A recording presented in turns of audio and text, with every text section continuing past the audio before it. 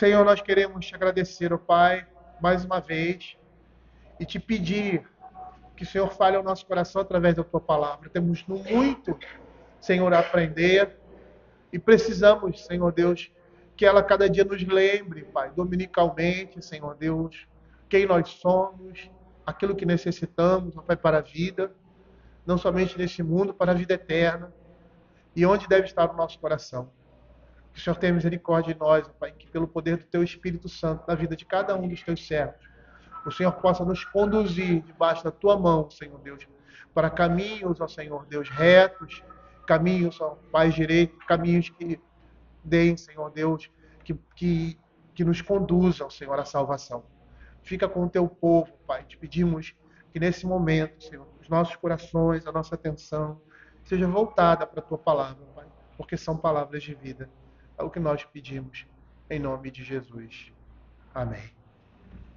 Queridos, vamos abrir a palavra do Senhor em Provérbios, capítulo 16, verso 22. Provérbios 16, 22. Que diz assim: o entendimento para aqueles que o possuem é fonte de vida, mas para o insensato, a sua estultícia lhe é castigo. Nós vimos nas exposições passadas que nós temos aqui uma subunidade, uma nova subunidade, no capítulo 16, que vai falar sobre o discurso em suas múltiplas apresentações. Em primeiro, a forma como se fala e no conteúdo daquilo que se fala. No verso 16 até o verso 20, nós temos ali a introdução que inicia e que vai apontar para a palavra de Deus, vai se falar da palavra de Deus, como em todo o livro de Provérbios, e vai dar o ponto de partida para que nos versos de 20 a 24 se fale sobre esse ensino ou essa sabedoria que deve ser adquirida e como ela deve estar na nossa boca, ou seja, em nosso coração. Então, o verso 22, que seria o verso central dessa subunidade, seria o ponto central dessa subunidade, aponta para esse entendimento, para essa sabedoria, que se expressa por meio da nossa fala e do nosso modo de falar.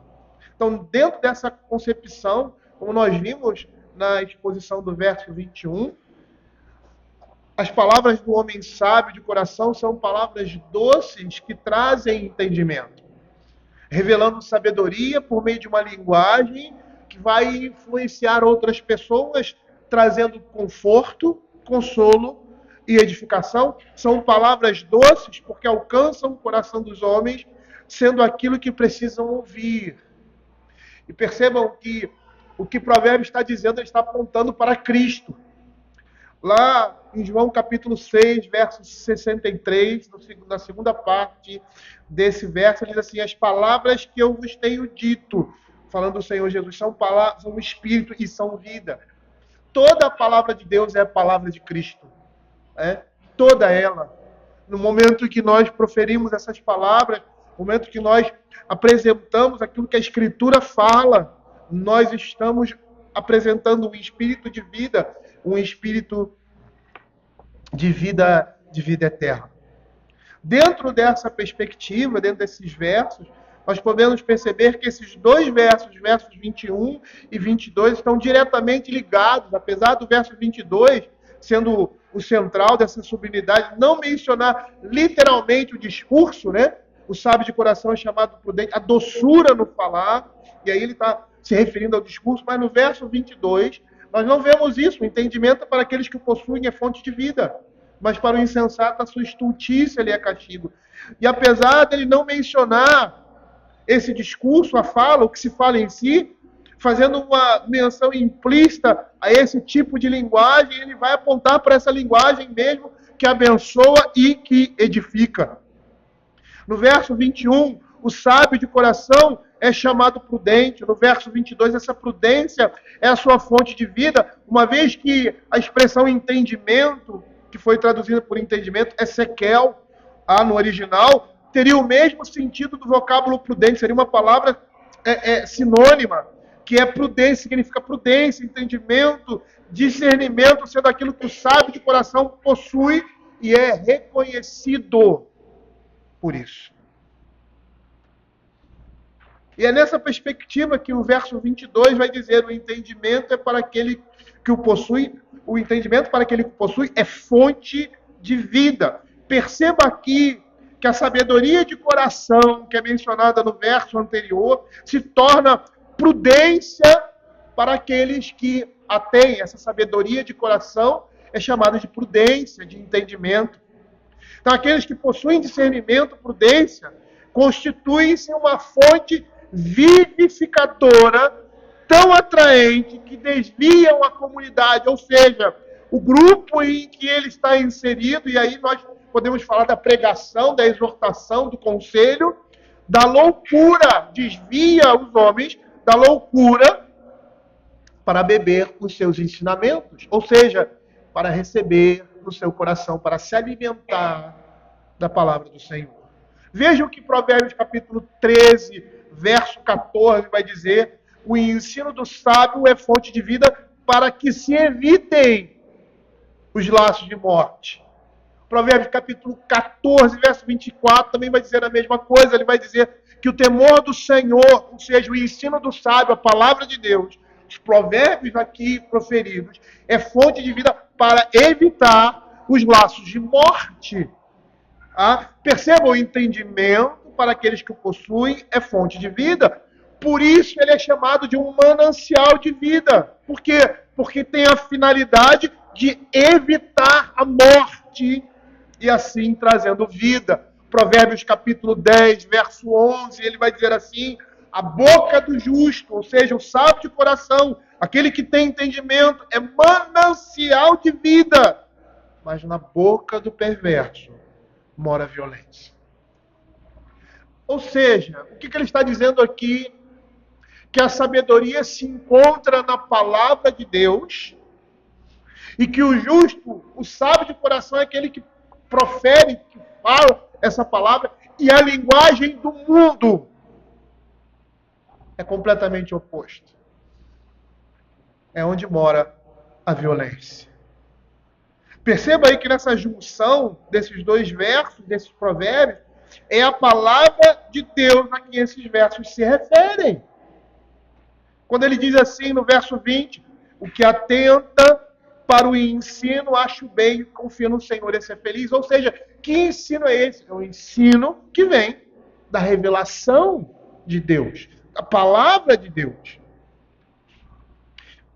É muito interessante porque, se você parar para pensar, de uma maneira geral, vamos dizer assim, né? É muito claro que se está falando da palavra de Deus aqui, para nós, não é? É claro. É muito claro para nós que estamos ouvindo essa pregação, entender o que estamos estudando o livro de Provérbios, que o que se fala aqui é a palavra de Deus, é o ensino da palavra de Deus. Então, se é claro para o crente em geral que esses provérbios, que essa palavra é a palavra de Deus, por que então nós não seguimos essa palavra? Por que então não avaliamos, mas pastor, eu sigo essa palavra. Mas por que então não avaliamos todas as coisas em nossa vida pelo prisma da Escritura Sagrada? Por que nós temos que procurar no mundo terapias para consolo e esperança? Onde você tem na igreja, e eu creio isso, há pessoas competentes mais do que qualquer outra no mundo para falar dos problemas da alma do homem, da psique do homem. Por que a gente vai procurar consolo e esperança em outros lugares, senão na Bíblia?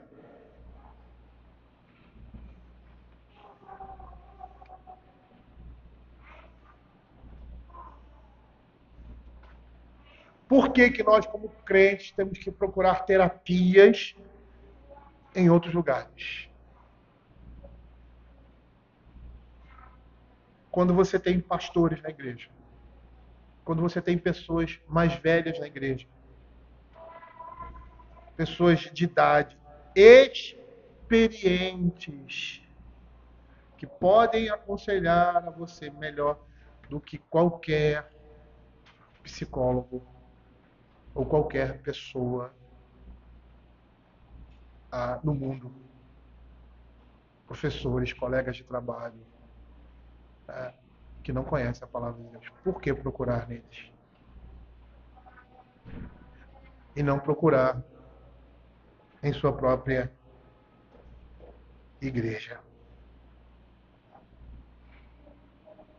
Não necessariamente na sua,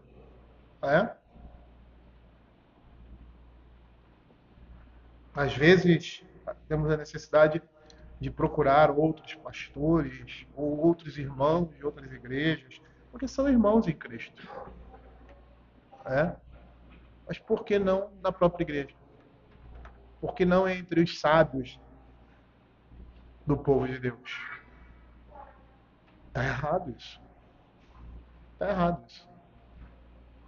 Está errado. Essa semana nós estávamos falando, até porque estamos tentando, eu falo da minha parte, escrever uma parte de um livro que fala sobre culto infantil. E aí nós estávamos falando dessa aberração, porque é uma aberração. O que é aberração? É o desvio do que é considerado padrão. Culto infantil é aberração.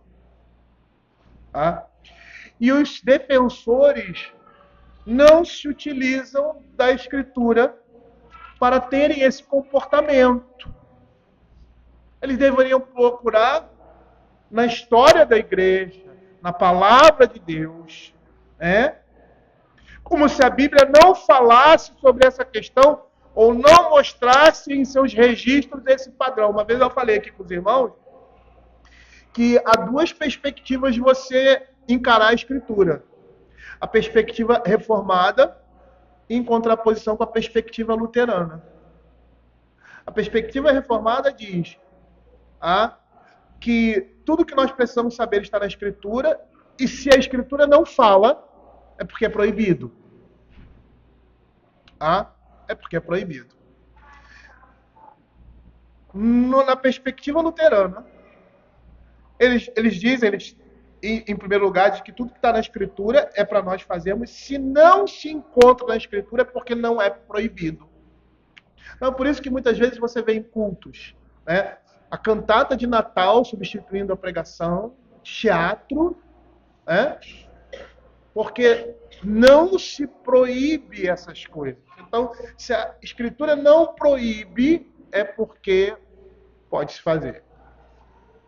A visão reformada é diferente. Se não está prescrito, não pode ser utilizado. E às vezes as pessoas esquecem, não conhecem a história de uma maneira geral, a história da antiguidade, onde essas coisas existiam. Existia ministério feminino, existia teatro. O teatro que nós temos hoje, guardado as devidas proporções, vem da tragédia grega. A tragédia grega era uma representação teatral em homenagem aos deuses pagãos. Eu não estou dizendo que todo teatro ou peça teatral seja, mas vem daí.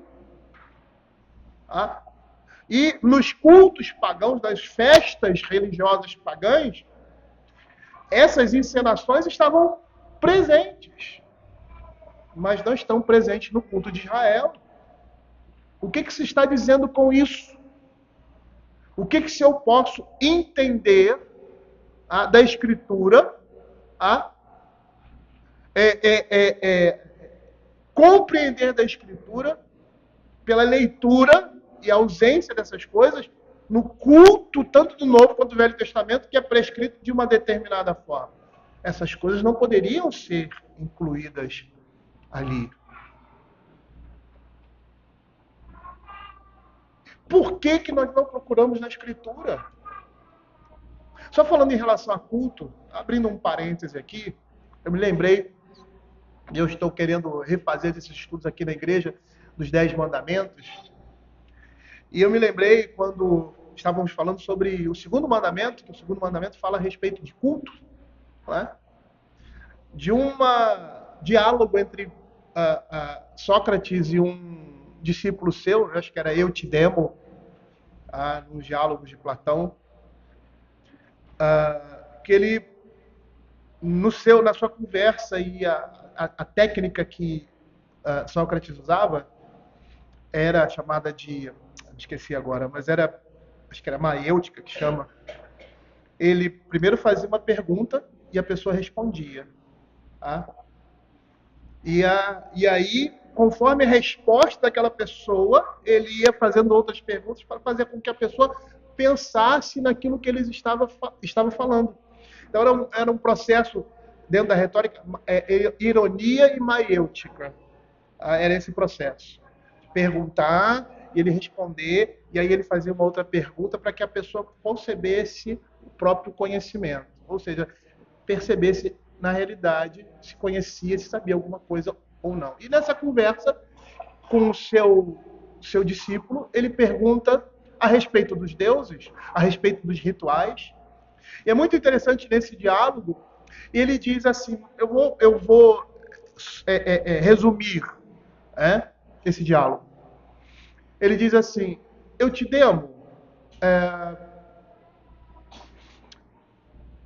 quem é que prescreve o culto? Ou mais ou menos, como é que o Deus se agrada? Ele responde, Deus se agrada assim, assim. E quem que prescreve isso? Quem que determina como ele deve ser agradado? Aí, ele mesmo. Dentro do conceito pagão, quem determina o culto, na concepção do culto pagão da antiguidade, era o próprio Deus. Então ele estava dizendo e levando o seu discípulo a entender que o seu culto só era aceitável diante do Deus em que ele estava levando as suas oferendas se esse culto fosse prescrito pelo próprio Deus. E não pela maneira como ele gostaria de cultuar. E quando eu exponho isso, eu trago esse diálogo, e é muito interessante a maneira como é construído, e ao final eu chego à conclusão de que o Deus só pode ser adorado da forma como ele prescreve. Agora percebam que no paganismo da antiguidade, eles entendiam isso, e entendiam que os seus profetas, seus profetisas eram a voz do Deus e falavam como ele deveria ser cultuado, entendendo dessa relação, e nós crentes não temos o mesmo entendimento. Por quê? Por que nós não temos o mesmo entendimento? Mas é um entendimento pagão. Mas eles estão demonstrando um princípio da lei gravado no coração dos homens. Porque é dessa maneira que a Escritura nos constrange, ou seja, nos direciona a adorar ao Senhor segundo a sua vontade, segundo a sua prescrição. Ora, se nós cremos que isso é a palavra de Deus, que é a revelação, que é a forma como Deus criou todas as coisas, e a forma como Ele estabeleceu o que nós devemos seguir, então nós devemos procurar na Escritura aquilo que Ele fala a respeito de nós, para que façamos aquilo que é agradável a Ele e nos submetamos a isso. Nós devemos nos submeter, nós devemos seguir essa orientação, porque é a vontade de Deus. Agora, por que nós não procuramos na Escritura? Por que nós não vemos essas coisas, não somente com relação ao culto, mas com relação à vida? Na palavra de Deus. Pelos princípios da palavra de Deus, nós temos questões modernas hoje em dia que naquele tempo não existiam, mas que hoje ainda são medidas pela palavra de Deus, pelos princípios da palavra de Deus. E por que nós não olhamos? Porque você acha que Deus não sabia que as coisas chegariam ao ponto que chegariam? Olha o livro de Apocalipse, se você tem dúvida disso. E que lá atrás ele estabeleceu princípios e regras que não conduziriam o mundo até a eternidade. É não crer na autoridade e na sabedoria divina.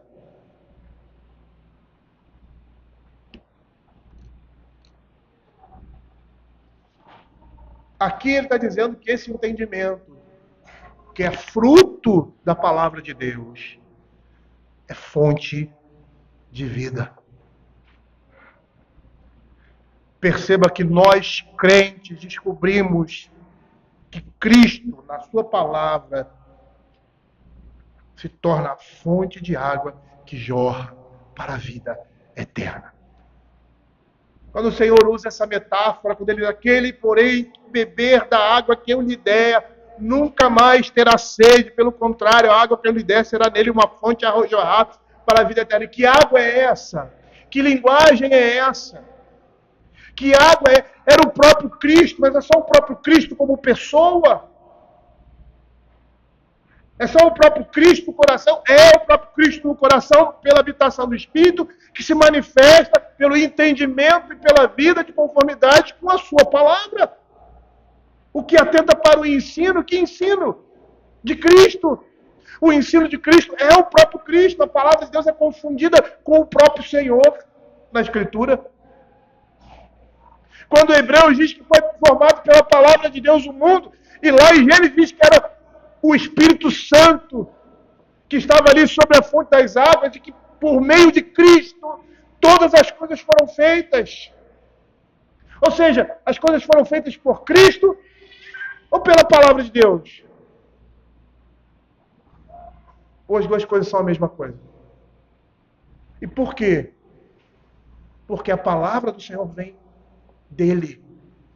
É o entendimento, é a sua sabedoria, é a maneira como ele criou todas as coisas. É a mente de Deus, é a mente de Cristo. Beber dessa água é beber dessa mente, dessa fonte, que é a palavra, que é o próprio Cristo. Perceba aqui o que a Escritura está dizendo, que sempre haverá algum bem a ser obtido de um homem que demonstra essa sabedoria de Cristo em suas declarações de vida, que vai sempre jorrar e nunca vai se esgotar. Esse homem tem algo a dizer sobre todas as situações que é instrutivo e útil para os que farão uso do fruto do seu entendimento, que é a palavra de Deus. Por isso, seu entendimento é uma fonte de vida para si e para outros. Ele se alimenta e alimenta outros. E perceba que dentro desse contexto aqui, desse verso, essa sabedoria, esse entendimento contrastam com a pedagogia dos insensatos, que é classificada aqui como estultícia. O sentido dessa palavra aqui seria educação, denotando um comportamento. Bruce Waltke faz uma outra tradução, uma tradução mais literal desse verso, quando ele diz assim, uma fonte de vida é a prudência para aqueles que a têm, mas a disciplina ou doutrina dos insensatos, que foi traduzida por estultícia, é loucura. Ou seja, o que ele está dizendo? Com relação ao sensato, a sua doutrina, o seu modo de vida, a disciplina dos insensatos é loucura. Por outro lado, aquele que anda de modo reto é um homem de entendimento. Porque o insensato demonstra essa disciplina, essa educação na sua vida, nas suas palavras. E perceba o que ele está dizendo aqui, esse entendimento que vem do coração de um homem sábio, que é a palavra de Deus, por isso ele é sábio, é fonte de vida, mas a doutrina, o ensinamento, a educação do insensato é castigo. Literalmente, castigo aqui é insensatez, loucura. Significando que o insensato perverte o seu próprio caminho por sua doutrina, por sua educação, pela loucura como vive. O modo de vida dos insensatos é completamente oposto ao que Deus estabelece para que o homem viva e glorifique a Deus. Ele anda em trevas. Por quê? Porque ele vai buscar conhecimento aonde? Da onde vem o conhecimento dos insensatos? Da onde vem o conhecimento do mundo? Eu aqui não estou rejeitando o conhecimento que o mundo produz, necessariamente falando. Tá? Mas quando ele é destituído da palavra de Deus, nós precisamos tirar as espinhas dos peixes para poder nos alimentar. No mundo é assim. Eu amo a filosofia, mas chega uma parte da filosofia que você vê, essa filosofia está contrária à palavra de Deus. Até aqui, veja o que Sócrates produziu, o que Platão produziu. É interessante. É verdadeiro. Mas esse ponto para cá.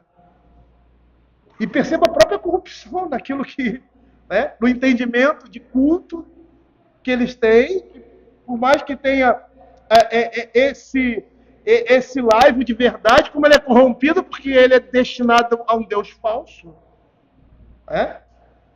Como a psicologia.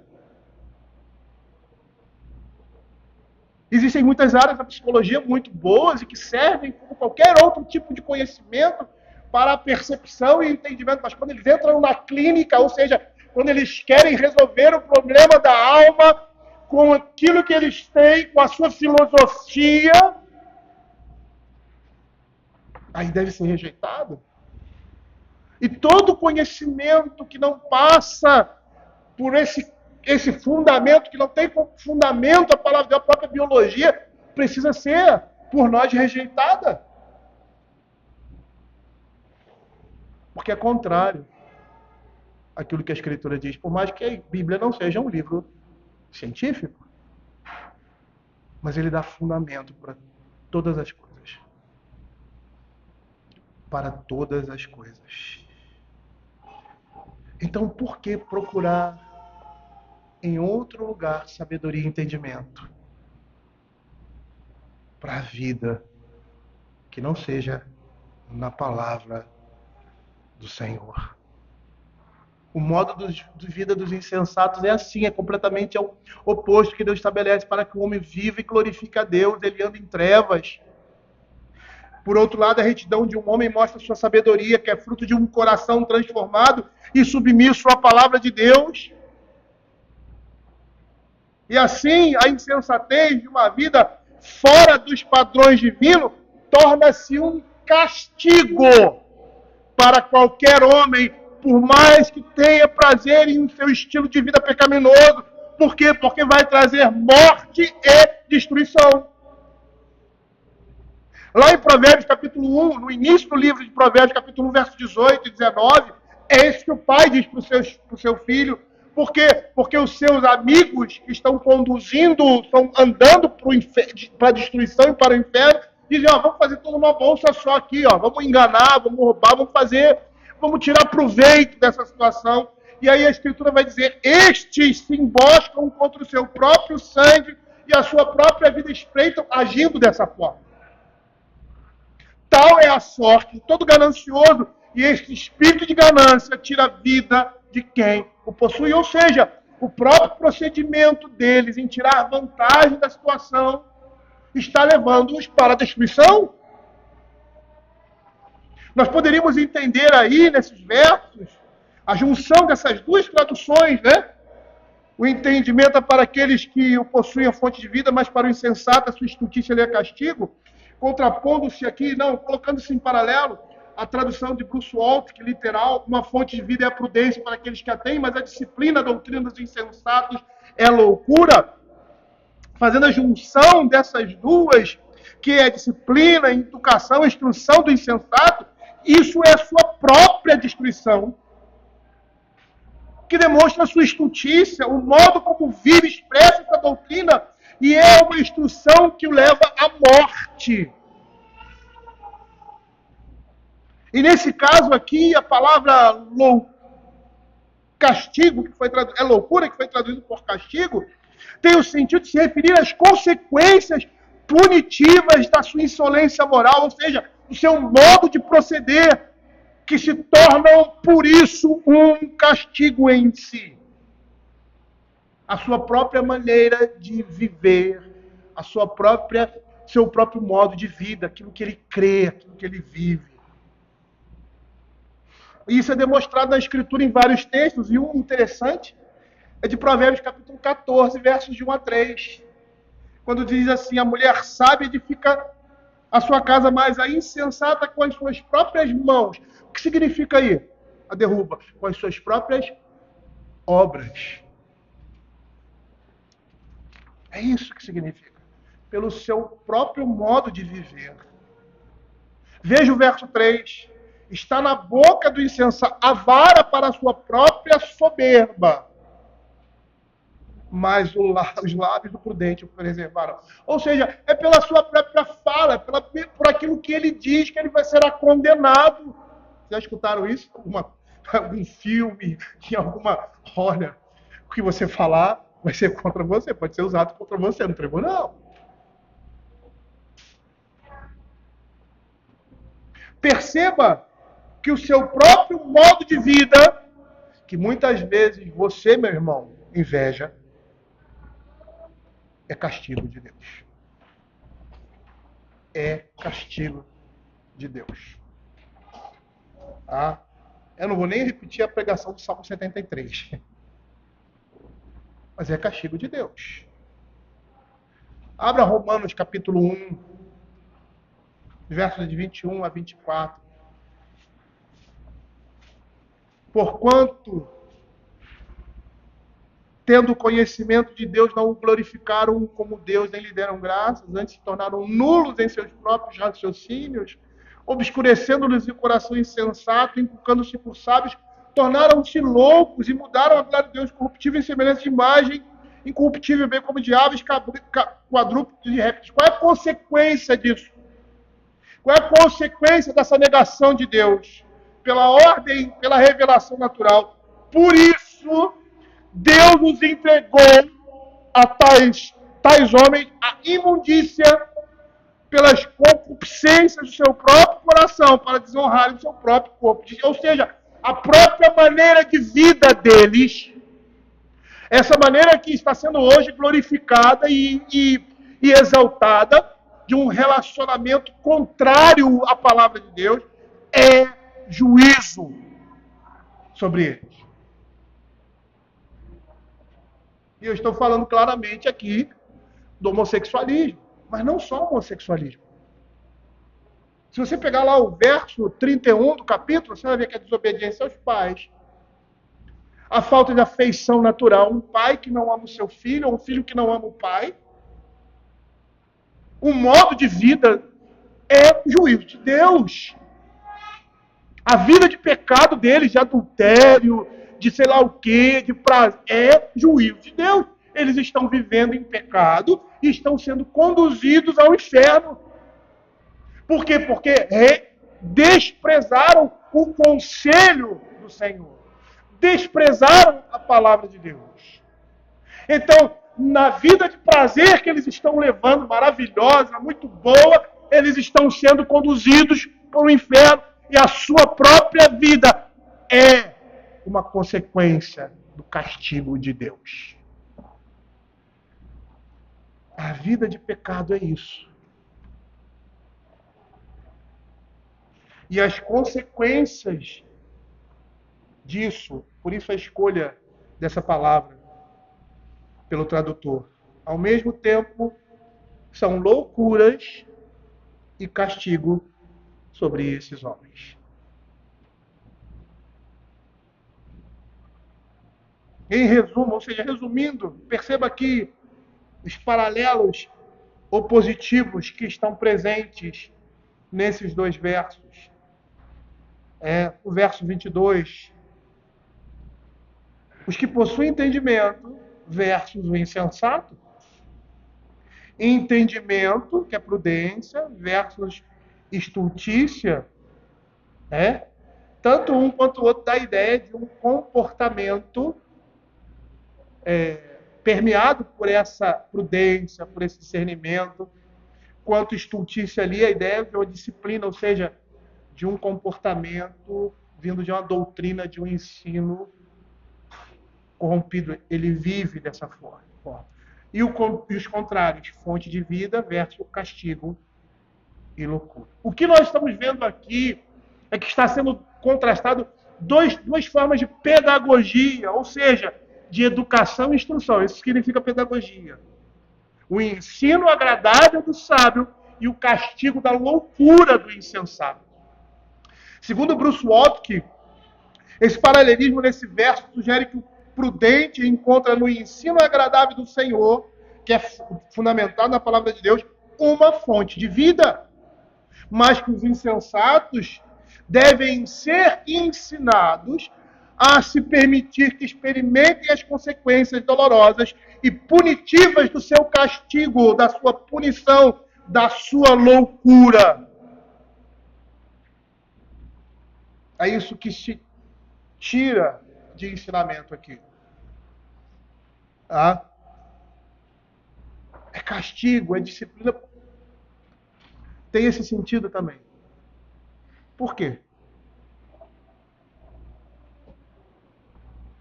Eu vou dizer para você, porque é a única forma do insensato tornar a sensatez. Se existe uma possibilidade do insensato, porque o insensato aqui ele é caracterizado como um homem ímpio. Se existe uma possibilidade para o insensato, é lógico que existe, mas vamos ver. O caminho é as suas consequências. As consequências do mal que ele praticou. Veja Provérbios capítulo 10, verso 13. Nos lábios do prudente se acha sabedoria, mas a vara é para as costas do insensato ou do falto de senso, que é a mesma coisa. O que nós podemos entender aqui? O que está implícito? O que está implícito é: não se deve privar o insensato, ninguém, das consequências dos seus erros, pois as consequências, por mais dolorosas que sejam, ensinam como ninguém pode ensinar. É interessante que no comentário, que é um comentário exegético de Bruce Waltke, os textos que ele apresenta para fundamentar essa sua afirmação são todos relacionados à disciplina de filhos. Porque o princípio é esse: dos lábios do prudente se acha sabedoria, mas a vara é para as costas do falto de senso. Ou seja, ele está dizendo assim: quando alguém ouvir uma palavra de sabedoria, a palavra do Senhor, a instrução divina, ele deve ouvir. Se ele não ouve, vara. É isso. É simples assim. E é interessante que o exemplo que ele dá é somente sobre a disciplina dos filhos. Abra Provérbios capítulo 13, verso 24. Eu vou ser rápido nesses versos. O que retém a vara aborrece seu filho, mas o que o ama cedo disciplina. Falando de correção e erro. Provérbios 14, 3. Abra aí, rapidamente. 14, 3. Está na boca do insensato a vara para a sua própria soberba. Ou seja, a correção, a disciplina. Ou seja, ele vai falar, e por meio das suas palavras ele será condenado. Ele vai sofrer as consequências da sua fala, do seu comportamento insensato. Provérbios 22, 15. A estultícia está ligada ao coração da criança, mas a vara da disciplina a afastará dela. Provérbios 23, 13 e 14. Não retires da criança a disciplina, pois se a fustigares, com a vara não morrerá. Tu a fustigarás com a vara e livrarás a sua alma do inferno. Consequência de pecado, livrando do inferno.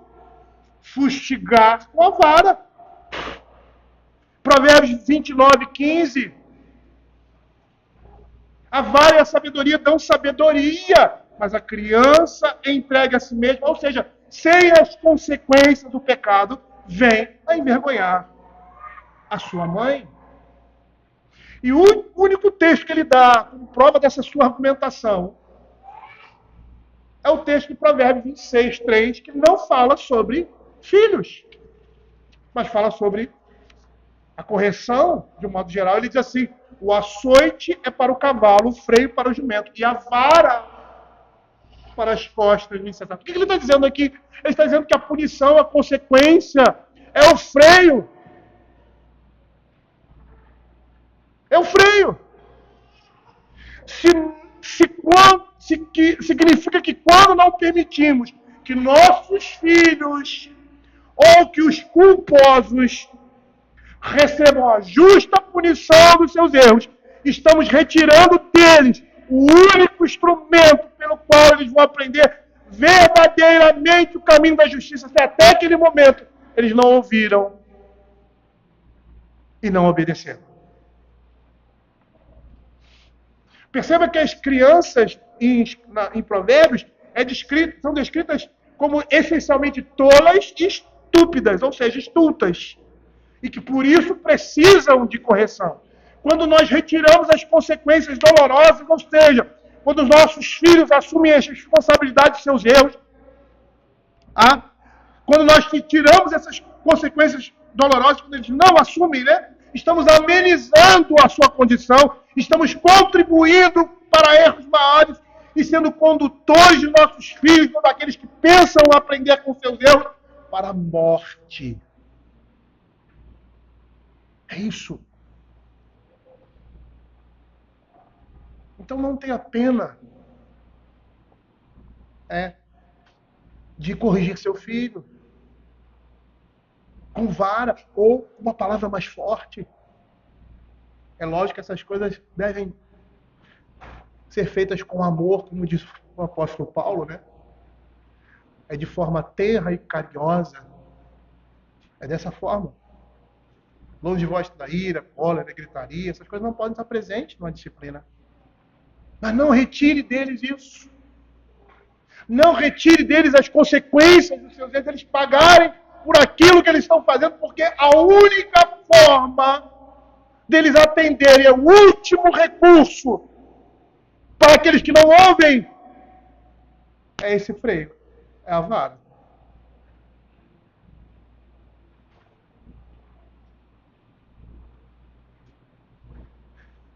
Perceba que, no caso aqui, que estamos levantando, o faltoso escolheu esse caminho, apesar de ter visto em outros as consequências do mesmo erro e de serem instruídos para isso. Então não tire dele isso.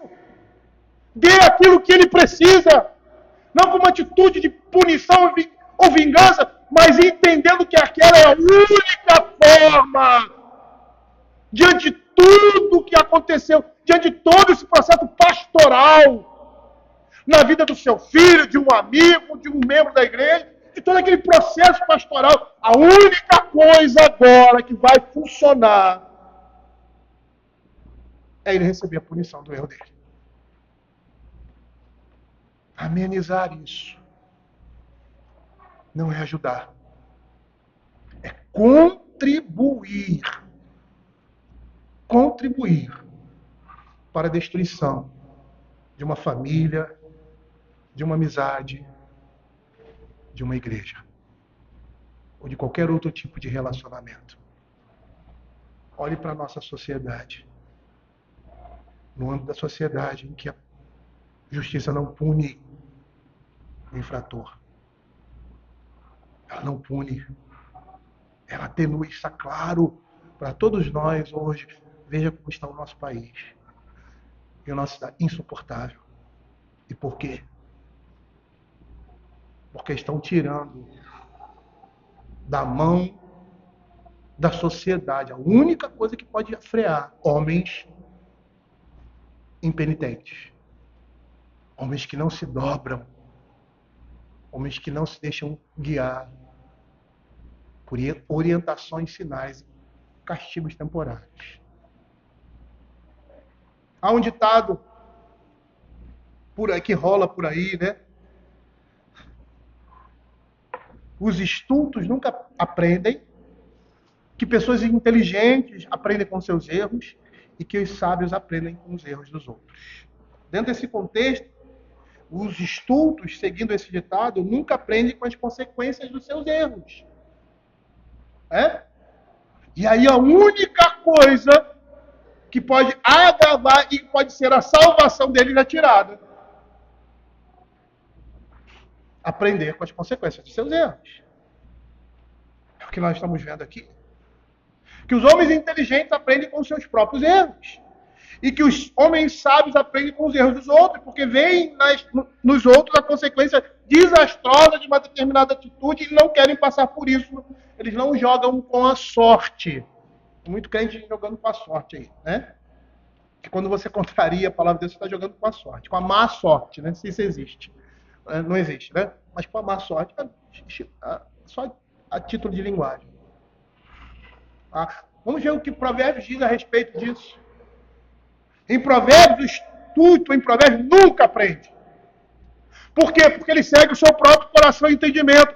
Mas se ouvir o sábio e reformar os seus caminhos, ele pode se tornar sábio. Ezequiel capítulo 18, versos 21 a 23, vai dizer assim, abra a sua Bíblia. Mas se o perverso se converter de todos os pecados que cometeu e guardar todos os meus mandamentos, estatutos, e fizer o que é reto e justo, certamente viverá, não será morto.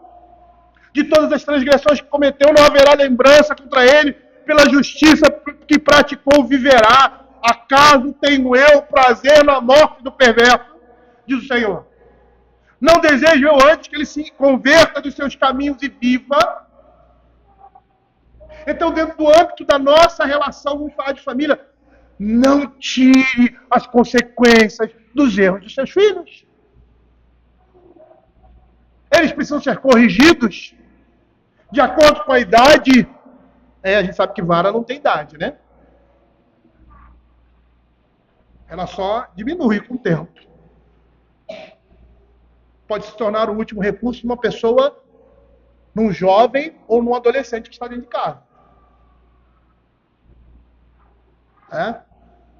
Porque ele já aprendeu a ouvir e obedecer. E quando ele pecar, em algumas situações você vai ter que corrigi-lo só verbalmente, que ele vai parar de fazer aquilo que ele fez de errado. Senão não tem jeito. Se ele moralmente não se sente corrigido pela palavra forte e dura, mostrando o erro e o pecado,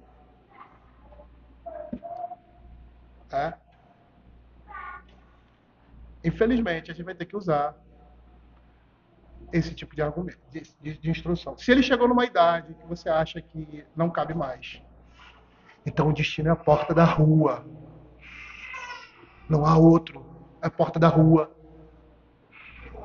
Porque se ele está dentro da sua casa, numa idade adulta, e não segue os seus padrões, não quer seguir, a porta da rua. Eu sou reconhecido como uma pessoa mole, né? No bom sentido, emotivo. E sempre fui com os meus filhos. Mas sempre disse para eles que a porta da rua era a serventia da casa. Que a lei que nós seguimos era a lei da palavra de Deus. Se eles querem seguir outra coisa, que eles peguem as suas coisas e vão embora. Eu não posso fazer isso com um filho numa idade menor, porque ele está debaixo da minha responsabilidade. Então vou mantê-lo debaixo do controle da obediência. Mas quando chega a uma idade adulta, não tem jeito. Não tem jeito. Não há outra situação a fazer. Ou ele muda o seu comportamento, porque conversão a gente não pode fazer isso na vida dos nossos filhos. Ele muda o comportamento, ou então se ele quer viver com aquele comportamento, se prepara para sair de casa, e quando sair de casa ele vai ter relação sexual com quem ele quiser, fazer o que ele quiser, vai usar droga, vai fazer o que ele quiser, vai viver a vida honestamente, mas fora dos padrões de Deus.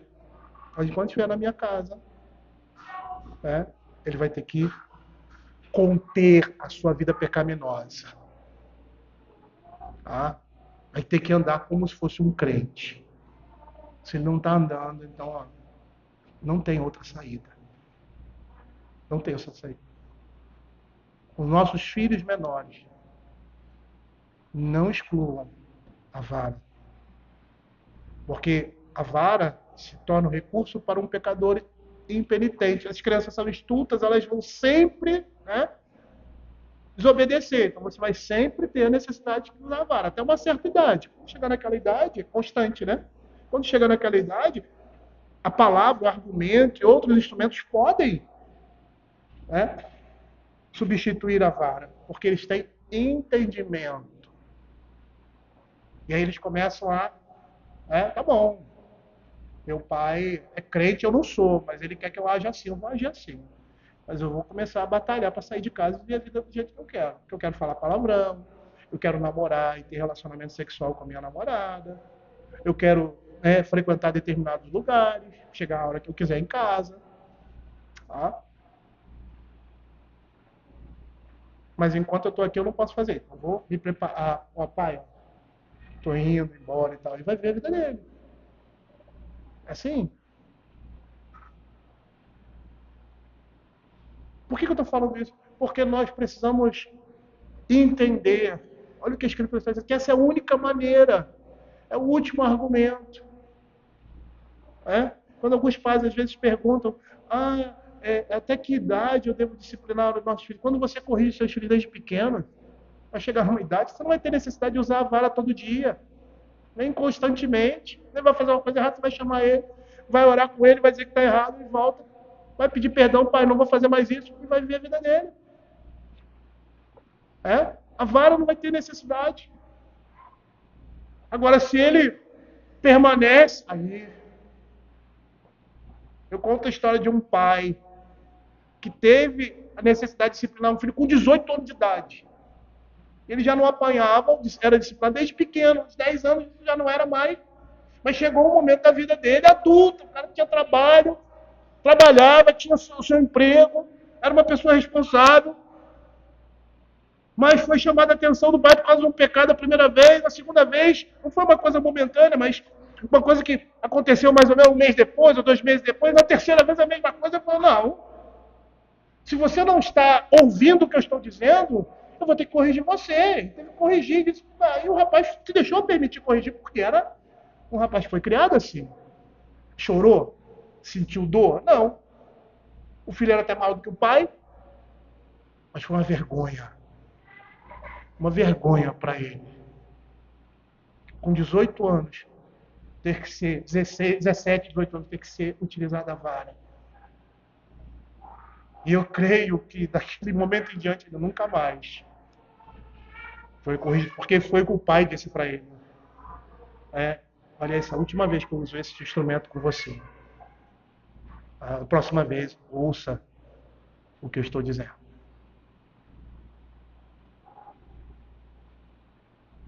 Mas essas coisas devem ser feitas com amor. Com o amor que Deus coloca no nosso coração pelos nossos filhos. Então esses momentos se tornam momentos de devoção, de edificação, de aproximação, de relacionamento mútuo, de comunhão.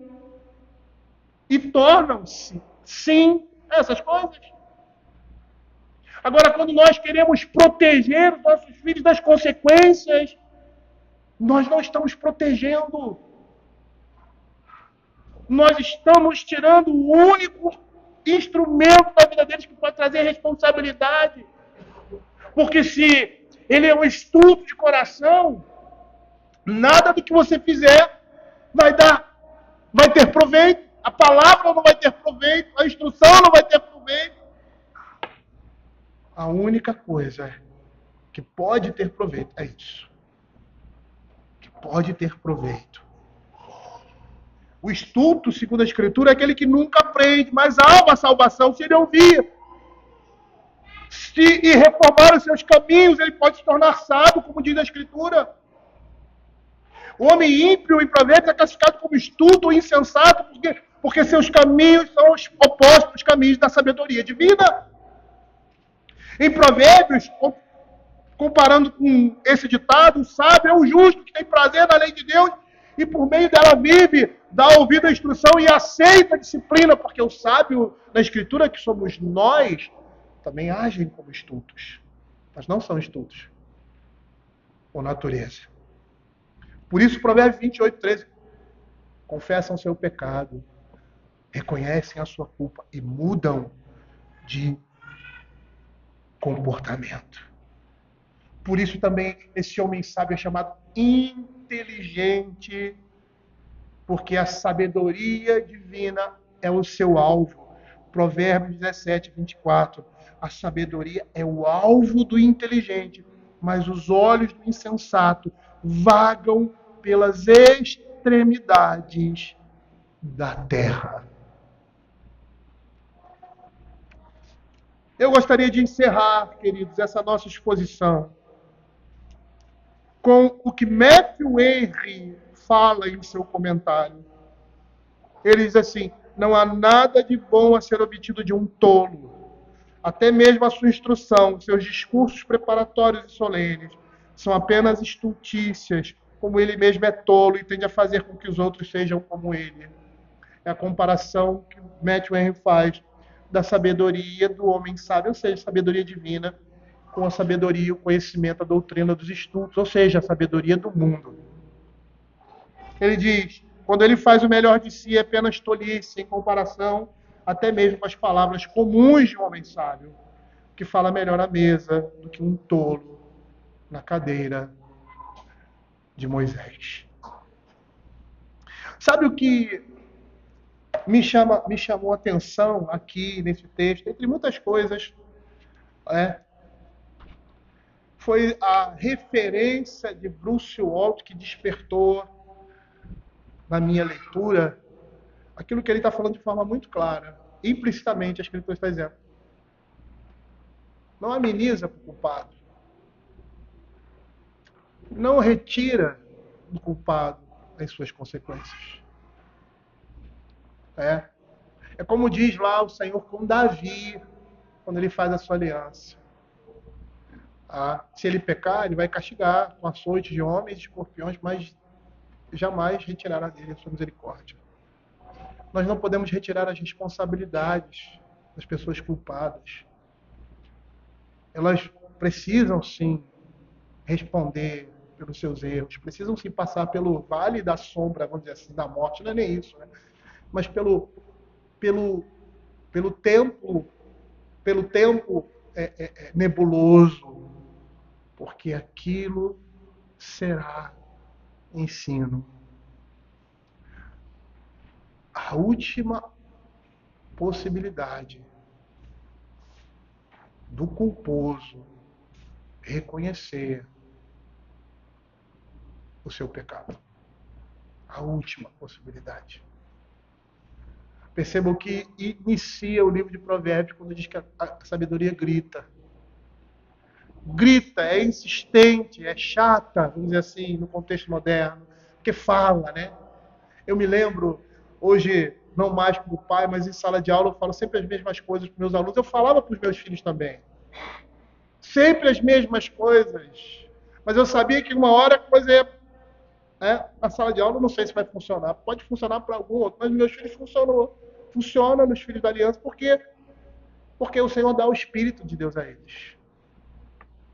Porque o Senhor nos capacita e capacita o coração deles a receber essas coisas. Então fale, continue falando. Você só fala, toda vez você fala isso. Isso. Se aprende com a repetição.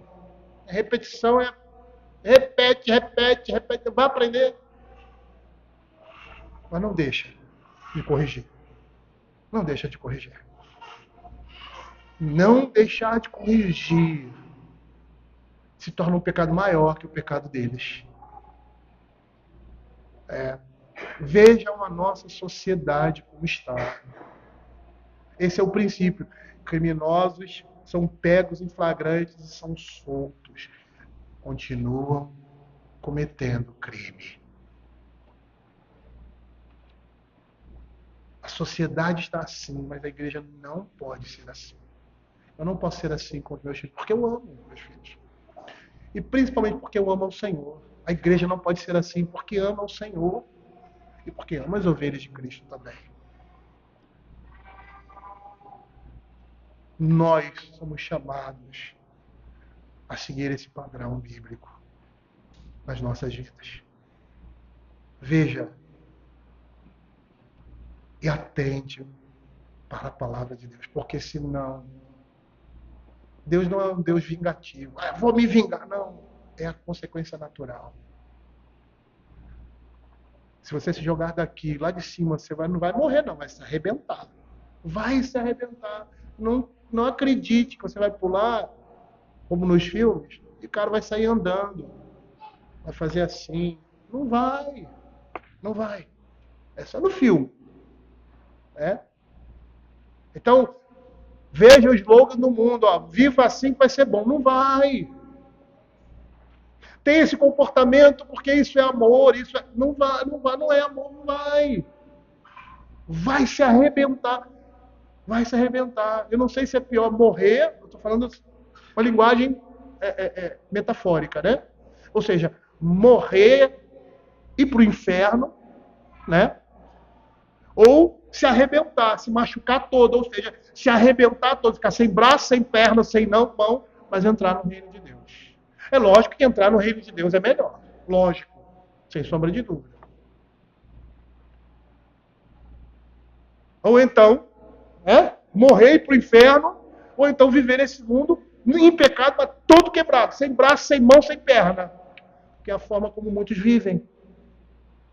Com riquezas, com bem, mas é como se não tivesse mão, não tivesse pé, como se fosse uma pessoa paraplégica que não consegue andar, não consegue ir para os lugares sozinho, precisa ser ajudada. Né? É uma linguagem metafórica.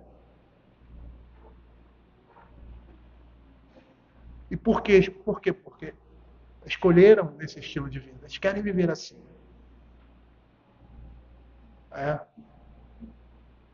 Se você perguntar para um deficiente se ele gostaria de voltar a andar, a ver, a enxergar, ele, sim, claro. Agora, por que espiritualmente, os deficientes espirituais, os cegos, os coxos, os leprosos espirituais, eu estou fazendo essa comparação com o pecado, estão vendo com o seu pecado, não querem viver de forma perfeita? Há uma coisa errada aí. Porque se na vida natural esse é o desejo de todo aquele que tem uma deficiência, ou que sou asmático, gostaria de não ser. Mas no pecado não é assim. Eu quero viver sem respirar no pecado. Tá bom. Eu tô quase morrendo. Usa bombinha. Toma injeção. Beleza, vou voltar. Um ambiente que me torna, né? Que me torna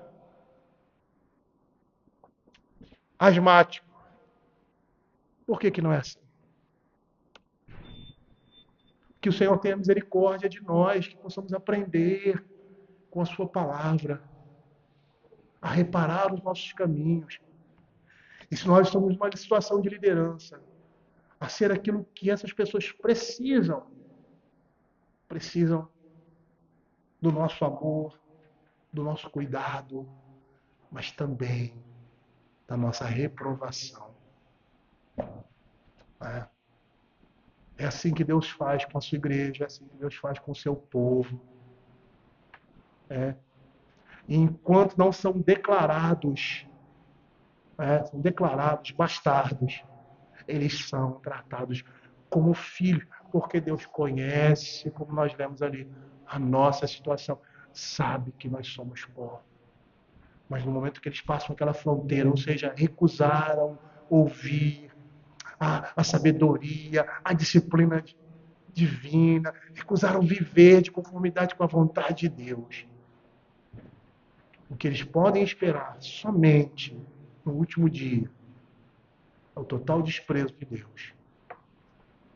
Porque foi isso que eles fizeram. Desprezaram, escarneceram do Senhor. Lembre-se disso, toda vez que nós pecamos, nós estamos desprezando, escarnecendo de Deus. Se essas coisas viessem na minha memória no momento do meu pecado, com certeza eu não pecaria. É por isso que Satanás quer tornar aquilo que é amargo em doce. Para que, ao comer, como diz o livro de Provérbios, num outro contexto, aquilo é doce, mas quando engole, é amargo, como absinto. Que não tenhamos que sentir esse gosto em nossas vidas. Porque, como diz a palavra de Deus, se confessarmos os nossos pecados, Ele é fiel e justo para nos perdoar e nos purificar de toda a injustiça. Vamos orar. Senhor, nós queremos te agradecer pela tua palavra e pedir que o Senhor fale ao nosso coração. O Senhor esteja nos ensinando, Pai, tanto de um lado quanto do outro. Se somos aqueles que estão cometendo pecado, Pai, que estejamos reparando nosso caminho, mas somos aqueles que deveriam ser sábios e, Senhor, se utilizar daquilo que o Senhor Deus dá em nossas mãos, que possamos, ó Pai, ser também sábios nesse sentido, Pai. O Senhor esteja nos dando graça, Pai, para que, apesar da firmeza, da dureza das nossas decisões, possa se perceber o amor de Cristo demonstrado em nossas vidas, pelo cuidado que temos com aqueles que estão ao nosso redor, que estão debaixo de nossa direção. É o que nós pedimos, em nome de Jesus. Amém.